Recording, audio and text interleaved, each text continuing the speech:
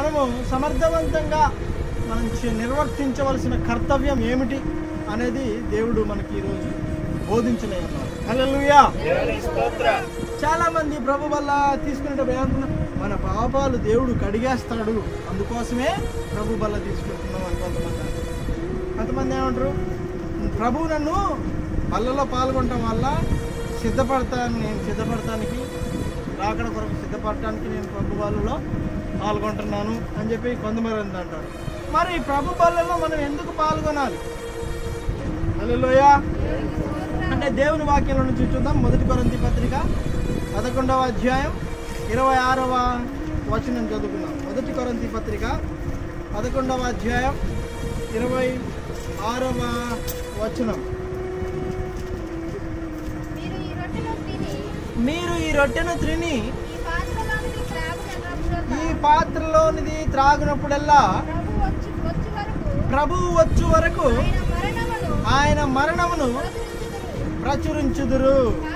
కాబట్టి చాలండి. ఏమంటున్నాడు అక్కడ? ప్రభువు వచ్చు వరకు మీరు ఈ రొట్టెను తిని ఈ రక్తమును దేవుని ద్రాక్షారసమును తాగేది ఎందుకు అంటే, ఎందుకని చెప్తున్నది వాక్యం? ఆయన మరణమును ఆయన రాకడ వచ్చు పర్యంతం వరకు కూడా ఏం చేయాలట? ప్రచురం చేయడం నిమిత్తం మనం ఇది తీసుకోవాలి. హల్లెలూయా. చాలా మందికి చాలా కారణాలు ఉన్నాయి. కొందరేమో నేను అది తీసుకుంటే పరిశుద్ధపరచబడతా అనుకుంటారు, కొంతమంది ఏమో అది తీసుకుంటే నా పాపాలు పోతాయి అనుకుంటారు.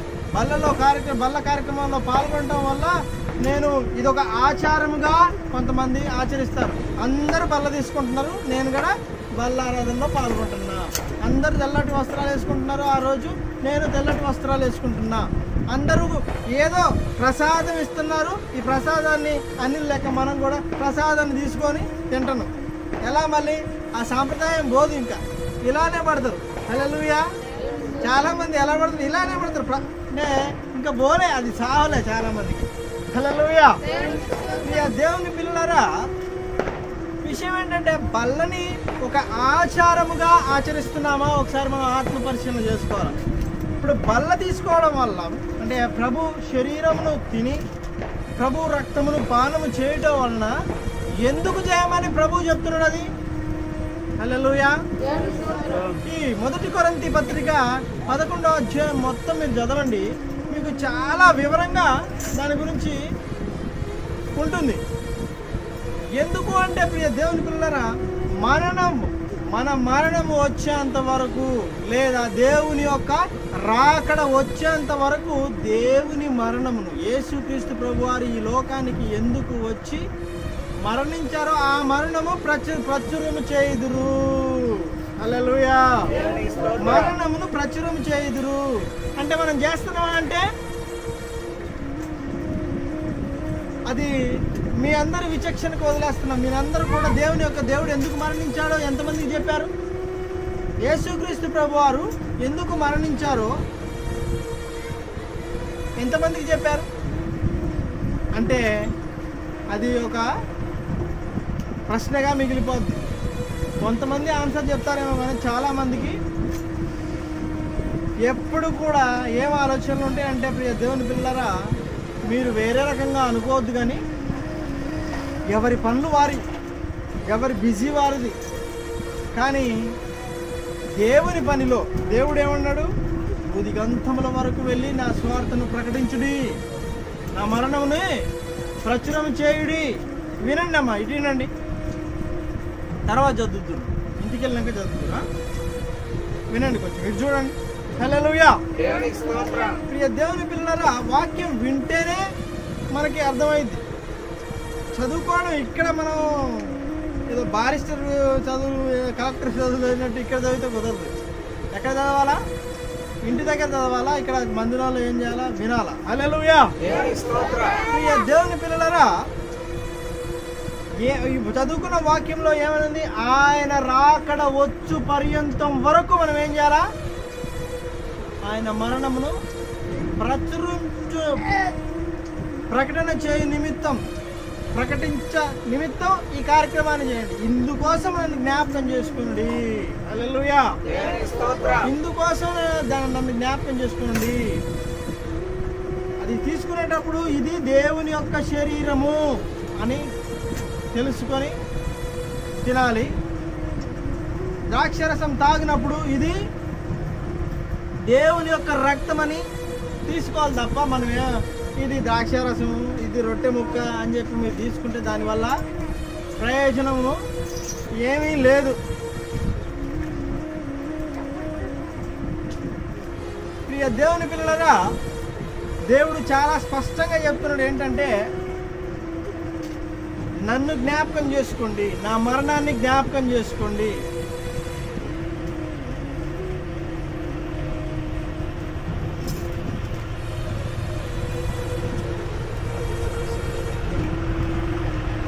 హల్లెలూయా.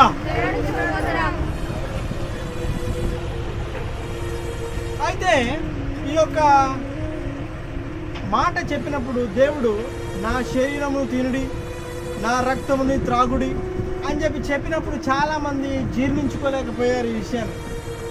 యేసు ప్రభు వారు శరీరధారిగా 3.5 సంవత్సరాలు పరిచర్య చేసి దేవుని సేవ చేసి 33.5 సంవత్సరాలు జీవించి 3.5 సంవత్సరాలు సేవ చేస్తున్న క్రమంలో ఆయన చెప్తాడు ఒకసారి, ఏమని చెప్తారంటే, నా శరీరము తిని నా రక్తముని తాగండి. నేను చెప్పాను అనుకో, ఉదాహరణకి ఇప్పుడు నా శరీరాన్ని తినండి మీరు, నా రక్తాన్ని త్రాగండి అంటే మీకు ఏమనిపిస్తుంది? ఎంత దారుణంగా మాట్లాడుతున్నాం ఏంది అయ్య గారు, ఇది పద్ధతేనా అసలు?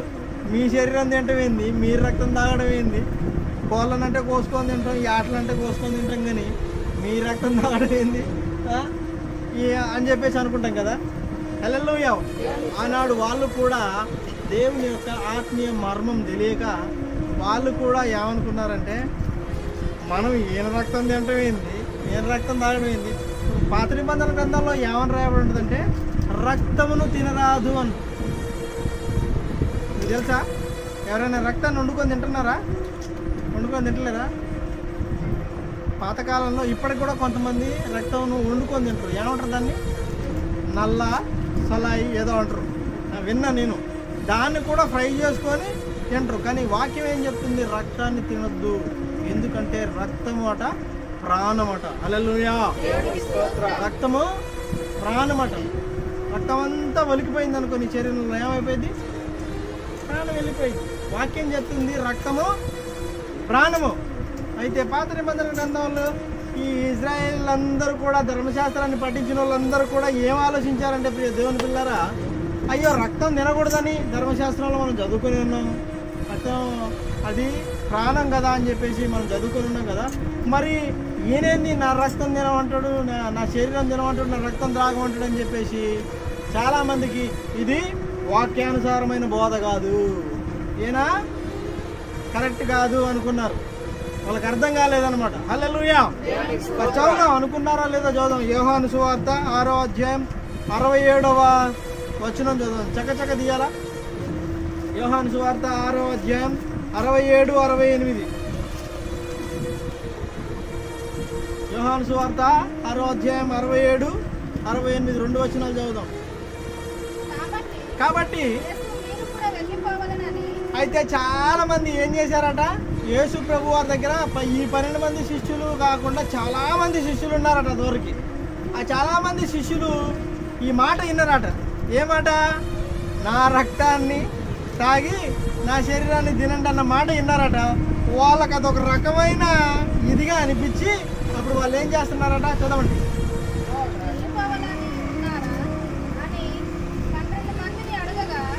అందరు వెళ్ళిపోయారట, 12 మంది శిష్యులు మాత్రం అక్కడ ఉన్నారట. ఆ 12 మందితో ప్రభు అంటున్నాడు, యేసుక్రీస్తు ప్రభు వారు అంటున్నాడు, ఏమంటున్నాడు అంటే, మీరు కూడా వెళ్ళిపోవాలనుకుంటున్నారా? 12 మందిని అడుగుగా పేతురు అంటున్నాడు, ప్రభువా మేము ఎవని వద్దకు వెళ్ళడము? నీవే నిత్య జీవపు మాటలు గలవాడవు, నీవే దేవుని పరిశుద్ధుడు అని మేము విశ్వసించి ఎరిగి ఉన్నాము. హల్లెలూయా. చాలండి. మేము నీవే నిజమైన దేవుని కుమారుడు అని, పరిశుద్ధుడు అని మేము ఎరిగి ఉన్నాము. కనుక మేము ఇంకా ఎక్కడికి వెళ్ళగలం? ఎవరి దగ్గరికి వెళ్ళగలం? మీరు లేచి ఇటు కూర్చోండి. కొంచెం మాట్లాడదు. ఎవరు మాట్లాడదు? ప్రియ దేవుని పిల్లరా, మీరు నేను ఇంకా ఎక్కడికి వెళ్ళగలను? నేను ఇంకా ఎక్కడికి వెళ్ళగలము అని చెప్పేసి పేతురు అంటున్నాడు. పేతురు అర్థం చేసుకున్నంత విధంగా, 12 మంది శిష్యులు అర్థం చేసుకున్న విధంగా ఈరోజు జనాంగం ఎవరు అర్థం చేసుకోలేదు. దేవుణ్ణి అర్థం చేసుకోలేదు. యేసుక్రీస్తు ప్రభువారిని అర్థం చేసుకోలేదు. కనుక వాళ్ళందరూ ఏం చేశారు? వెళ్ళిపోయారు. ఈరోజు కూడా కొంతమంది మన మాటలు జీర్ణించుకోలేక వెళ్ళిపోయారు. అయితే వారిని నేను తప్పు పట్టట్లేను, కానీ నిత్య జీవాన్ని కోల్పోతారు అని మాత్రం చెప్పగలను. దేవుణ్ణి విడిచిపెట్టిన వారు, వాక్యాన్ని విడిచిపెట్టిన వారు నిజమైన సంతోషాన్ని, నిత్య సంతోషాన్ని, పరలోకాన్ని కోల్పోతారని మాత్రం 100% చెప్పగలరు. హల్లెలూయా. దేవుని వాక్యాన్ని విడిచిపెట్టిన వారు, దేవుని సన్నిధిని విడిచిపెట్టిన వారు, దేవునితో సహవాసాన్ని విడిచిపెట్టిన వారు పరలోకం వస్తారంటారా? హల్లెలూయా. చాలా మంది ఆ రోజు వెళ్ళిపోయారు. ఈరోజు వెళ్ళిపోవాలనుకుంటున్న వారు కూడా నరకానికి వెళ్ళాల్సిన ఆవశ్యకత ఏర్పడింది. కనుక దేవుని మాటలను ఎప్పుడు తృణీకరించొద్దు. కొంతమందికి అర్థం కాదు. బైబిల్ చదువుతున్నప్పుడు పరిశుద్ధాత్మ నీలోనికి వస్తేనే బైబిల్ అర్థమైంది. పరిశుద్ధాత్మ నడిపింపుతో చదివితేనే బైబిల్ అర్థమైంది. లేదంటే ఏదో పేపర్ చదివినట్టు, ఏదో నవల చదివినట్టు చదివితే మనకు అర్థం కాదు. అది ఎట్లుంటుందంటే రక్తం తాగడం ఏంది, ఆయన శరీరం తినడం ఏంది అన్నట్టు వస్తుంది. కానీ ఆయన ఆత్మీయ అర్థము మనకి అర్థం కాదు. కనుక పరిశుద్ధంగా ఉంటేనే పరిశుద్ధాత్ముడు వస్తాడు మనలోకి. మనకు బైబిల్ అర్థం కావట్లేదంటే ఏంటంటే పరిశుద్ధాత్ముడు రాలే. నపుంసకుడు ఐథియోపియా అధికారి రథం మీద వెళ్తున్నప్పుడు ఫిలిప్పు వెళ్ళి, నువ్వు చదువుతున్నది ఏందో నీకు అర్థమైందా అంటే, నాకు ఎవడైనా బోధించేది నాకు ఎట్ట అర్థమైందయ్యా అంటాడు. అంటే చదవనైతే చదువుతాడు. ఆయన ఎవరు? ఆర్థిక మంత్రి. ఐథియోపియా రాజ్యానికి ఆర్థిక మంత్రి.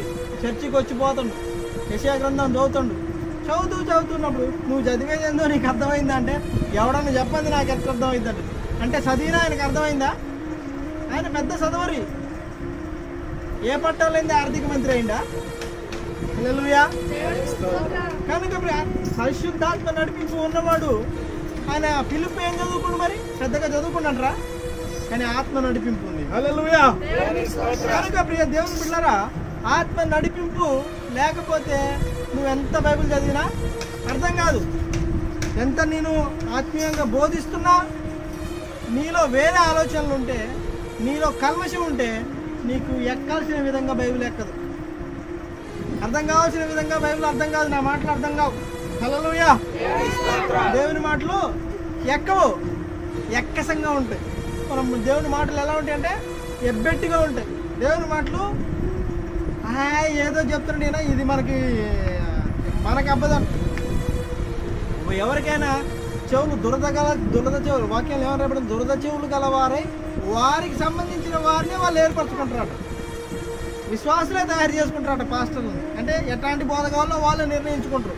వాక్యం నిజమైన వాక్యం కంటే కూడా ఎవరిని ఏర్పరచుకుంటారట? వాళ్ళకి ఇంపుగా బోధించే వారినే విశ్వాసం సెలెక్ట్ చేసుకుంటారు. హల్లెలూయా. అయితే ప్రియ దేవుని పిల్లరా, ఇక్కడ వాళ్ళు ఏం చేశారు? శిష్యులు అనేక మంది ఉండేటోళ్ళట, కానీ అనేక మంది వెళ్ళిపోయారట. యేసు ప్రభు వారు అంటున్నాడు ఇక్కడ, మీరు కూడా వెళ్ళిపోతారా అని చెప్పేసి ఆ 12 మందిని అడిగినప్పుడు ఇందులో పేతురు అంటున్నాడు, ఇంత జీవోపగల మాటలు గలవాడవు నీవే దేవుని కుమారుడు, నీవే పరిశుద్ధుడవు, నిన్ను విడిచి మేము ఎక్కడికి వెళ్ళగలమయ్యా? హల్లెలూయా అని అనగలిగిన వారు మాత్రమే పరలోకం. ఆయన వెంట ఉండగలుగుతారు, ఆయన సన్నిధిని అనుభవించగలుగుతారు. ఎవరు? కొద్దివారైనా. ప్రభు అంటాడు, చిన్నమందా భయపడకుడి అంటాడు. హల్లెలూయా. అయితే మరి ఎందుకు మనము ఈ యొక్క బల్లారాధనలో పాల్గొంటున్నాం? అనేకులు ఎందుకు వెళ్ళిపోయారు అంటే వారికి దేవుడు చెప్పిన మాటలు ఎక్కలే, అర్థం కాలే కనుక వాళ్ళందరూ వెళ్ళిపోయారు. ఆయన మరణమును ప్రచురించడం వల్ల ఏం జరిగింది మరి? హల్లెలూయా. దేవుడి మరణాన్ని నేను చచ్చిపోయినా అని చెప్పేసి ప్రకటించవను. ఇప్పుడు పలానా ఆయన మీ ఊళ్ళో చనిపోయింది అనుకో, నేను చచ్చిపోయాను అందరూ చెప్పంటే ఎట్లుంటుంది? బాగుంటుందా? కానీ ఈయన మరణాన్ని ప్రచురించాలా, చెప్పమంటాడు. ఎందుకు చెప్పాలా?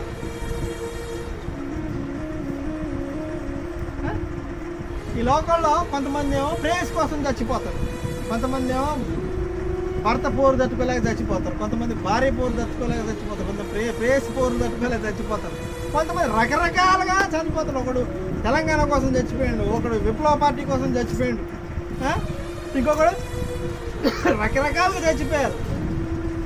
మరి యేసుక్రీస్తు ప్రభువారు ఎందుకోసం చనిపోయారు?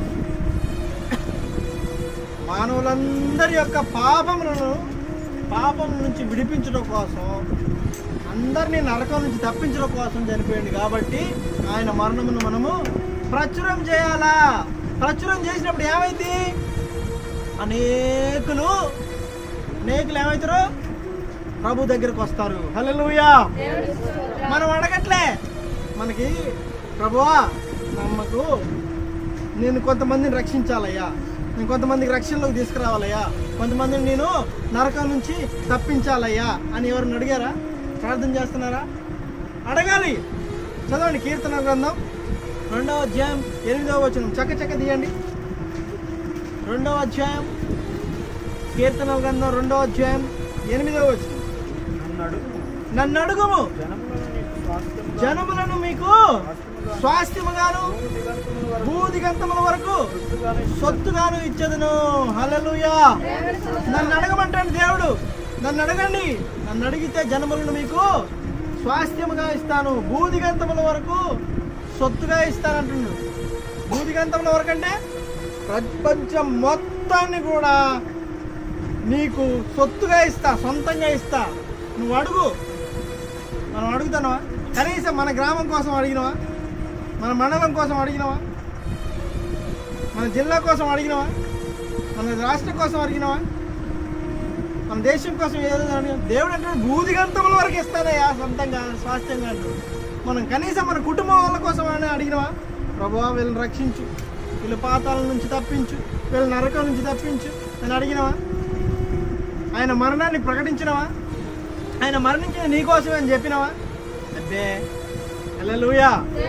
మన పనులు మనయే. బిజీ. చర్చి ఎంత తొందరగా అయిపోతే బాగుండు. హల్లెలూయా. ప్రియ దేవుని పిల్లలారా, దేవునికి సమయాన్ని ఇస్తాను. మనం ఆదివారం బిజీయే, శుక్రవారం బిజీయే, మంగళవారం బిజీయే, సోమవారం బిజీయే. కొంతమంది అనుకుంటారు పనులప్పుడు ఎందుకు రావాలా? హల్లెలూయా. పనులు తినాలప్పుడు ఎందుకు రావాలని కొంతమంది అనుకుంటారు. కొంతమంది ఏమనుకుంటారు, వీళ్ళకేం పని లేదా, పొద్దాక ప్రార్థన అంటారు అని కొంతమంది అంటారు. కొంతమంది ఏమనుకుంటారు, నాకు పని ఉన్నప్పుడే ఈయన ఇంతసేపు చెప్పాలి నా వాక్యం అనుకుంటారు. కొంతమంది నాకు పని ఉన్నప్పుడే ప్రార్థనలు పెట్టాలని అంటారు. హల్లెలూయా. ప్రకటించమని దేవుడు చెప్పిండు. ఆయన రక్తాన్ని స్వీకరిస్తున్నప్పుడు, ఆయన మాంసాన్ని తింటున్నప్పుడు, ఆయన శరీరం తింటున్నప్పుడు ఆయన ఆజ్ఞ ఇచ్చిండు. అది ఆజ్ఞ. ప్రచురించండి, భూదిగంతముల వరకు నీకు సొత్తుగా ఇవ్వబడాలంటే నువ్వు అడుగు. నువ్వు అడిగితే నేనేం చేస్తా? నీకు భూదిగంతముల వరకు సొత్తుగా ఇస్తా. కానీ నువ్వు అడగట్లేవు. ఎందుకు? దేవుడు అడగకుండా ఆయన వాళ్ళందరినీ రక్షించలేడా? రక్షించవచ్చు. నిన్నెందుకు అడగమంటాడు మరి దేవుడు? హల్లెలూయా. ప్రియ దేవుని బిడ్డలారా, మానవుడిని సృష్టించినప్పుడు ఆది మానవుడితో అవ్వలకి మానవులకి దేవుడు ఏమి ఇచ్చిందంటే ఈ భూమి మీద అంతటి మీద అధికారం ఇచ్చిండు. నువ్వు ఏలమని చెప్పేసి అధికారం ఇచ్చిండు. ఆ అధికారం ఎవరి దగ్గర ఉంది? ఇప్పుడు మానవుడి దగ్గర ఉంది. దేవుడే పర్మిషన్ తీసుకుని నువ్వు ప్రభా వీళ్ళని రక్షించు ప్రభా అని చెప్పేసి ఆయనకి మనకు అడగాల్సిన ఆవశ్యకత మనకి ఎంతైనా ఉంది. హల్లెలూయా. గలతీ పత్రిక 5వ అధ్యాయం 14వ వచనం. బైబిల్ మీద కాన్సన్ట్రేట్ చేయండి, టక తీయండి. గలతీ పత్రిక 5వ అధ్యాయం 14వ వచనం. నువ్వు అడగట్లేవు కనుక దేవుడు నీకు ఆత్మలు ఇవ్వట్లేదు.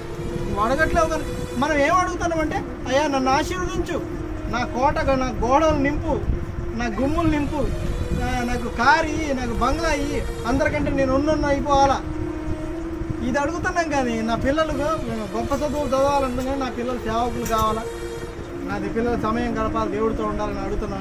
హల్లెలూయా. గలతీ పత్రిక 5వ అధ్యాయం 14వ వచనం.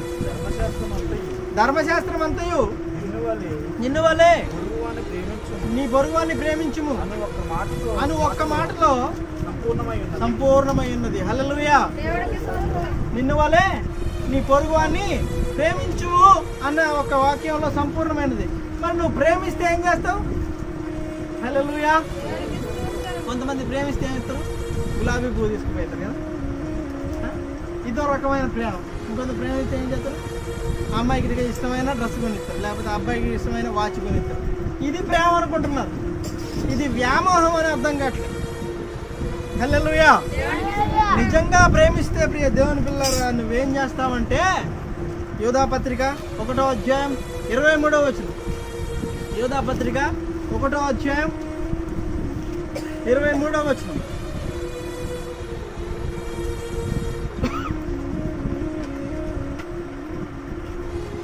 1:23. అగ్నిలో నుండి లాగినట్టు అమ్మా, అగ్నిలో నుండి లాగినట్టు కొందరిని రక్షించుడి. శరీర సంబంధమైన వారి అపవిత్ర ప్రవర్తనను ఏమాత్రము ఒప్పుకొనక దానిని అసహించుకొనుచు భయముతో కొందరిని. హల్లెలూయా. అందరట అగ్నికి సిద్ధంగా ఉన్నారట, ఆహుతి అయిపోవడానికి, నరకంలో దేవుడు కాల్చడానికి సిద్ధపరచబడి ఉన్నారట. హల్లెలూయా. యాక్చువల్గా నరకాన్ని దేవుడు సాతాను కోసం, తన దూతల కోసం సిద్ధపరిచిండు. ఎదురు తిరిగిన వాళ్ళ కోసం, తిరుగుబాటు చేసిన వాళ్ళ కోసం, దేవుని వాక్యానికి వ్యతిరేకంగా మాట్లాడిన వాళ్ళ కోసం, దేవునికి వ్యతిరేకంగా తిరిగిన వాళ్ళ కోసం, దేవునికి అధికారానికి వ్యతిరేకంగా మాట్లాడిన వాళ్ళ కోసం ఈరోజు నరకం సిద్ధపరచబడి ఉన్నది. మనం ఎవరి కోసం సిద్ధపరచబడింది? సాతాను కోసం, దూతల కోసం సిద్ధపడింది. ఇప్పుడైతే సాతాను మాట విని, అబద్ధానికి జనకుడు వాని మాట విని అందరూ కూడా అబద్ధమే నిజం అనుకుని నమ్ముతున్న వాళ్ళందరూ వారి కోసం దేవుడు ఏం చేసిండు? నరకాన్ని సిద్ధపరిచిండు. ఎందుకే అంటుండ్రు? అగ్నిలో నుండి కొందరిని లాగినట్టు రక్షించండి. హల్లెలూయా. నిన్ను వల్ల నీ పొరుగు అని ప్రేమిస్తే నువ్వు వాడికి గిఫ్ట్గా ఇవ్వాల్సింది పరలోకం. గిఫ్ట్గా ఇవ్వాల్సింది ఏదో ఫ్లవరో, ఒక డ్రెస్సో. అసలు మనకు ఐగడ్ ఇచ్చే అలవాటు ఉందా? ఎవరికైనా గిఫ్ట్లు ఇచ్చే అలవాటు ఉందా? హల్లెలూయా. మా ఇంటికి వస్తే ఏం తెస్తారు? మీ ఇంటికి వస్తే ఏమి ఇస్తారు? అంతేనా? హల్లెలూయా. ఏమోనండి, దేవుడే లెక్క చూసుకుంటారు. ప్రియ దేవుని పిల్లరా, ఇక్కడ నిన్ను వల్ల నీ పొరుగు వారిని ప్రేమించడం అంటే అర్థం ఏంటంటే కొందరిని అగ్నిలో నుండి లాగాలంట. మనం జనములను స్వాస్థ్యంగా అడగట్లే, మనం ఆత్మలు కావాలయ్యా, ఆత్మలు రక్షించండి ప్రభా, కొన్ని ఆత్మలు రక్షించండి ప్రభా, నా కుటుంబస్తులను రక్షించండి ప్రభా అని మనం అడగాల. కొందరిని అగ్నిలో నుండి మనం ఏం చేయాలా? లాగాలంటే నరకంలో నుంచి తప్పియాలా. ఎప్పుడు మన పనులు మనమే చూసుకుంటే, ఎప్పుడు మన ఆరాటం మనకే ఉంటే, ఎప్పుడు మన ప్రయాస ఈ లోకంలో సంపాదించుకోవడం మీద, ఈ లోక వ్యామోహాల మీద, ఈ లోక ఆరాటాల మీద ఉంటే మనం ఎప్పుడు మరి దేవుని పని చేస్తాం? నేను చెప్పేది అబద్ధమా? దేవుని పిల్లరా, ఇక్కడ నీ ప్రాణం విడిస్తే మరుక్షణం ఎక్కడ ఉంటుందో తెలుసా? దేవుని తీర్పు ఎదుటి నిలబడదు. నీ ఆస్తి నీతో అక్కడికి రాదు, వేసుకున్న ఖరీదైన బట్టలు నీతో రావు. ఇక్కడ నువ్వు ఎంత కష్టపడ్డావో అది అక్కడికి రాదు. దేవుని కోసం ఎంత ప్రయాసపడ్డావు, దేవునికి ఎంత సమయం కేటాయించినావు, అవి మాత్రమే లెక్కలోకి వస్తాయి.